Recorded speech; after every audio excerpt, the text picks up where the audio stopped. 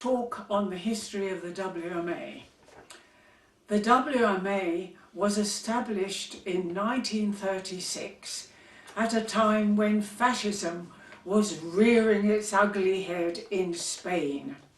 Alan Bush, with the support of other like-minded people, founded the WMA as a response to what was happening in the world at the time, and to meet the need for a body to be the spiritual home of workers who could express their hopes and dreams through music.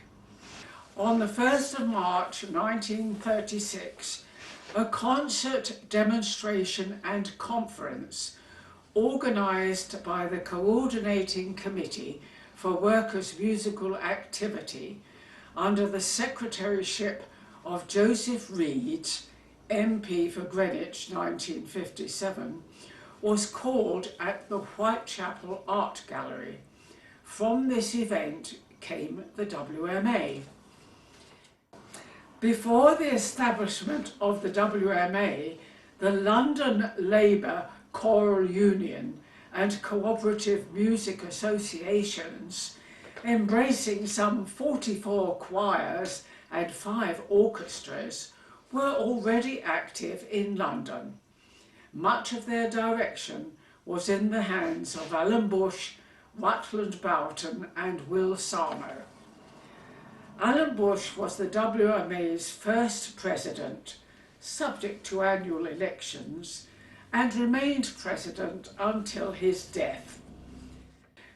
By August of 1936, courses in conducting and composition were arranged under Rutland Boughton and Alan Bush.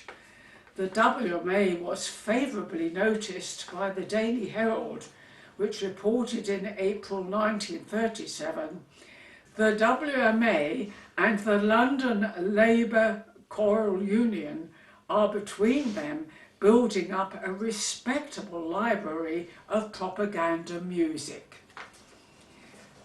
By 1939, the need for a full-time organisation had become urgent, and in the autumn of that year, an office was opened in Sentinel House, Southampton Row. Will Sarno undertook the post of organising secretary.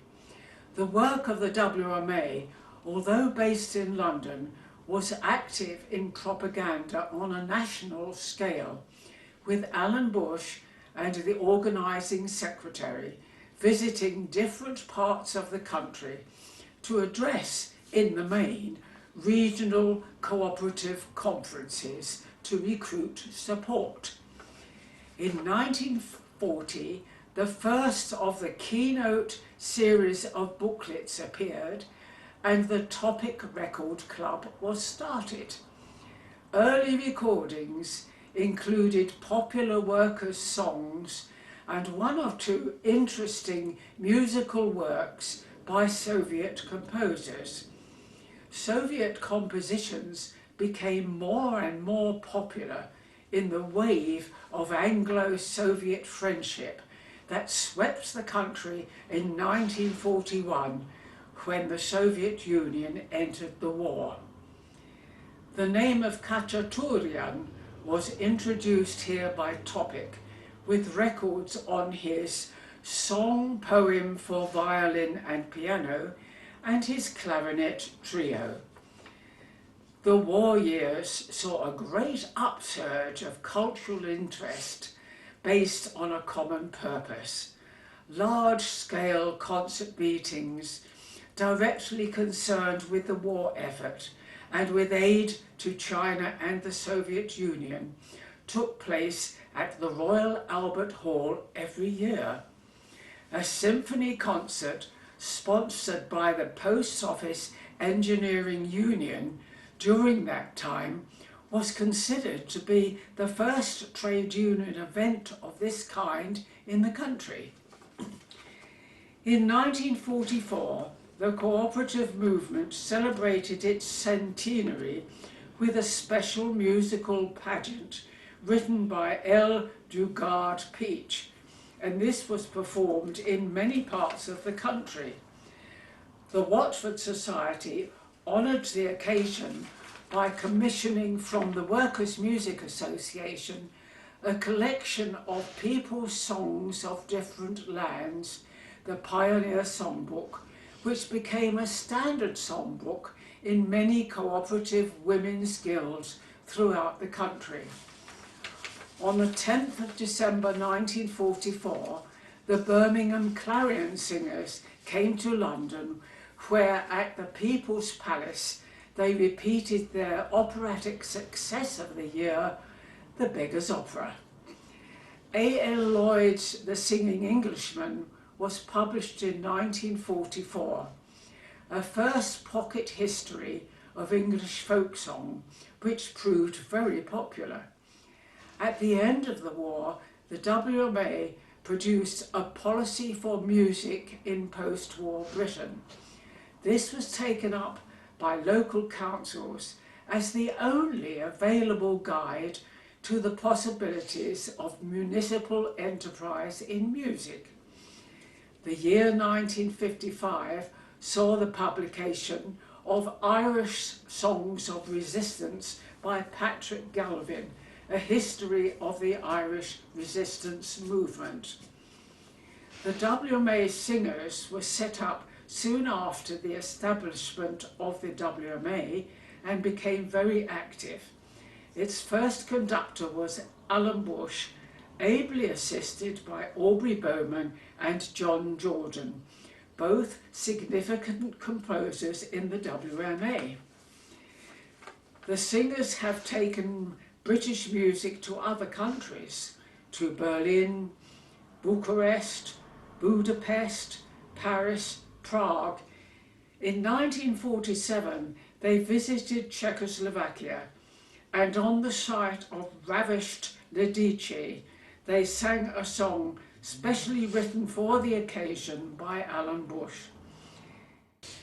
In 1946, the WMA established the Summer School of Music, and at the time it was established, it was the first summer school to cover a wide variety of music courses with opportunities for students from beginners to experienced musicians. Its first organiser was John Horrocks, who organised the school until his untimely death. His widow, Joan Horrocks, then became the summer school organiser. For many years, these summer schools were held in Wortley Hall in South Yorkshire. Several trade unions have at times offered scholarships for their members to attend this school. The summer school choir has given first performances of several works specially commissioned for the school, including Alan Bush's Mandela Speaking and Africa Is My Name, sung in the presence of members of the African National Congress. An exciting first performance some time ago was when Mikis Theodorakis, on the run from a Greek jail, smuggled out of the country his song Freedom Song, which was translated into English and performed for the first time at a summer school. The English words were written by Alan Bush's wife Nancy, who wrote many poems and did the libretti for all of Alan's operas, as well as writing lyrics for many of Alan's songs. The WMA was for many years a prolific publisher of songs and other music, and our archives contain many of these publications. In recent years, however, although it still publishes, it is on a much more modest scale.